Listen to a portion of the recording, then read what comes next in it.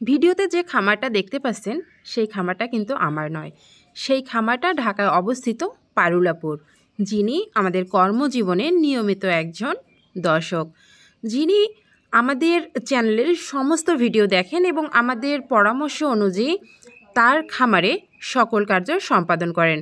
যদিও খামারটা অন্য জায়গায় অবস্থিত ছিল, কিন্তু কিছু বিশেষ কারণে খামারটা স্থানান্তর করতে হয়েছে এবং ঢাকা শহর এবং এখানে কিন্তু অনেক ঘনবসতি, আর এই ঘনবসতি এলাকায় জায়গার সংকট অনেক বেশি। হাঁসগুলো বিচরণ করার জায়গার সংকট থাকায় এই খামারটা আপু বিক্রি করার সিদ্ধান্ত নিয়েছেন।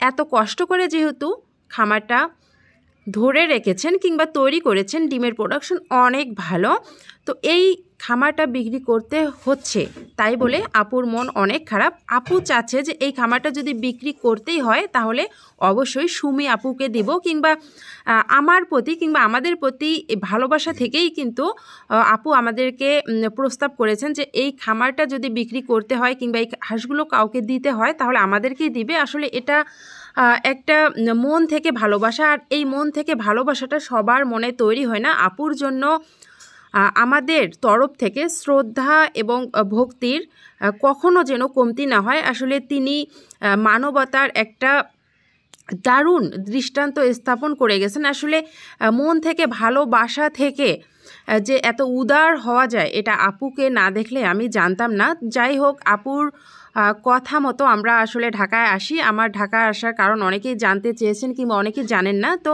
আপুর এই খামারটা থেকে হাঁসগুলো নিয়ে যাওয়ার জন্য আমরা আসছি এবং আপুর সঙ্গে দেখা করার জন্য।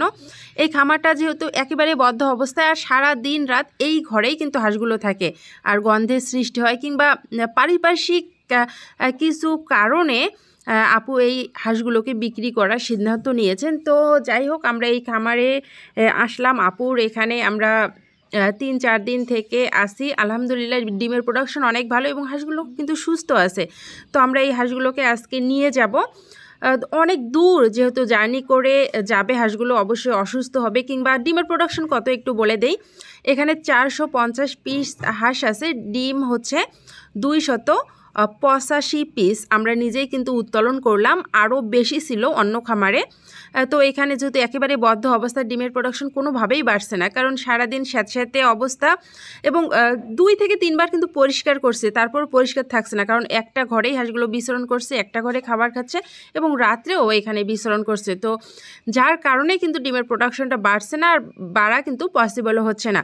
তো যাই হোক, আমরা এই হাঁসগুলোকে এখন নিয়ে যাব। যদিও আমাদের ঢাকা থেকে রংপুর যাওয়ার পথটা অনেক দূর কিংবা অনেক ঘন্টা জার্নি করে যেতে হবে, জানি না ডিমের প্রোডাকশন কতটা থাকে।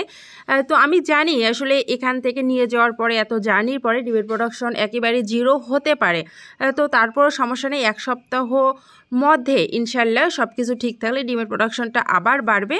তো যাই হোক, গাড়িতে আমরা হাঁসগুলো তুলেছি এবং প্রতিমধ্যে আসলে অনেক বাধা বিপত্তির সম্মুখীন হয়েছিলাম। অনেক গরম, তাই হাঁসগুলোকে পানি দিয়ে গোসল করানোর ব্যবস্থা করছি যাতে হাঁসগুলো একটু স্বস্তি পায়। আমরা ঈদের সময় কিন্তু যাচ্ছি, আর প্রতিমধ্যে জ্যামও পেয়েছিলাম। তো আলহামদুলিল্লাহ আমরা কিন্তু ছোট ছোট জ্যাম অতিক্রম করে এখন যমুনা ব্রিজের উপরে অবস্থান করছি। তো আমাদের পথ অর্ধেকটা কিন্তু কমপ্লিট হয়ে গেছে। সবাই দোয়া করবেন এই হাঁসগুলোকে নিয়ে যেন সঠিক পরিচর্যা, সঠিক যত্নের মাধ্যমে আবার পুনরায় ডিমের প্রোডাকশন ফিরিয়ে আনতে পারি। সবাই আমাদের জন্য দোয়া করবেন, পারুল আপুর জন্য দোয়া করবেন। আল্লাহ হাফেজ।